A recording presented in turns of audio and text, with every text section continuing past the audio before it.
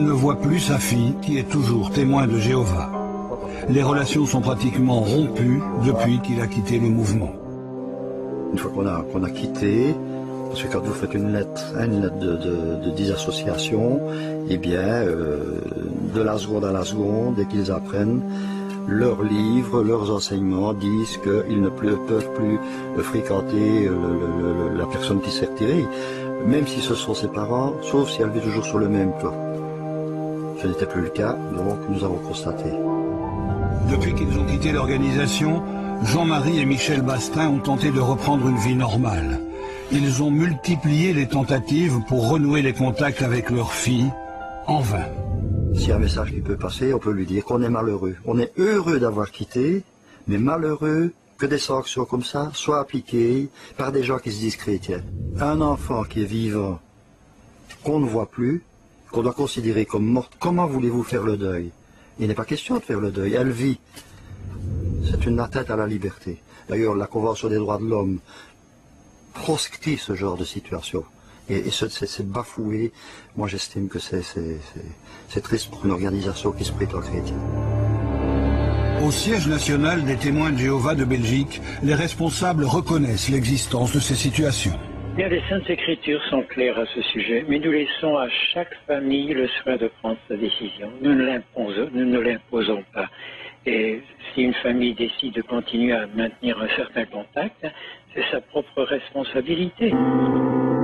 Mais la menace d'être détruit à Armageddon pousse les fidèles à obéir aux directives rappelées dans ce livre en 2008. L'autre cas de figure est celui d'un parent excommunié. Bien qu'en de rares occasions, des contacts limités puissent être nécessaires, tout contact de ce genre devrait être réduit au minimum. Lorsque on quitte les témoins de Jéhovah, ou lorsqu'on s'éloigne d'eux sans même les quitter en disant « je vous quitte », on perd tous ses amis.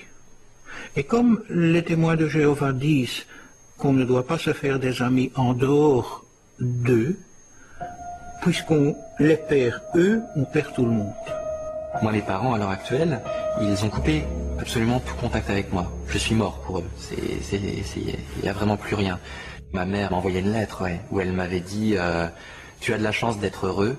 Elle admettait que j'étais heureux, mais j'étais pas heureux comme je devais l'être. C'est-à-dire négation du bonheur s'il n'est pas dans les termes imposés par les témoins de Jéhovah.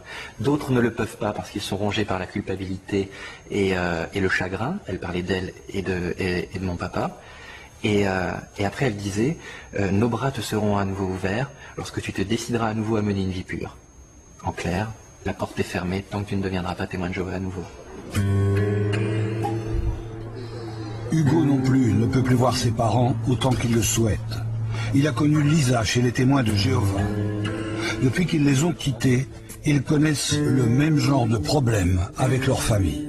Il y a quelques mois, j'ai appris par ma sœur en fait que ma sœur Sarah, d'une fois qui est exclue, j'ai appris par elle que mes parents,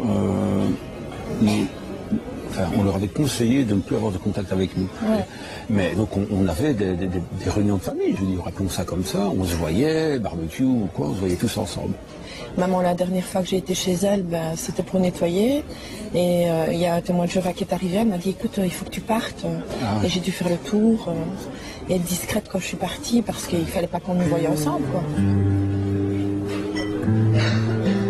Nous sommes des dommages collatéraux. C'est un peu triste parce qu'on est des humains, on n'est pas du matériel qu'on a abîmé, mais voilà. Les dérives, si on peut dire, ne sont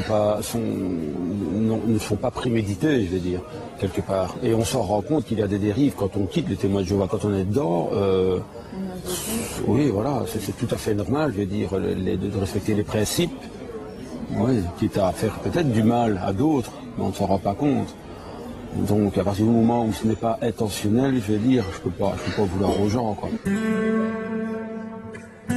Parmi les victimes de ces ruptures familiales et sociales, une seule a osé attaquer en justice l'organisation des témoins de Jéhovah, en invoquant la loi sur la discrimination. Les témoins de Jéhovah ont gagné les premiers procès, mais la bataille juridique n'est toujours pas terminée. Il n'est pas question pour nous, et ça je crois que c'est très important pour mon client, de critiquer en soi le mouvement des témoins de Jéhovah. Ce qui est inadmissible, nous semble-t-il, c'est les consignes de discrimination qui sont données par les témoins vis-à-vis d'un ancien témoin qui a été exclu de la communauté. C'est la première fois que les témoins de Jéhovah sont accusés de discrimination devant un tribunal. Si la cour d'appel donne raison aux plaignants, les témoins de Jéhovah seront peut-être contraints de s'adapter pour ne plus être condamnés.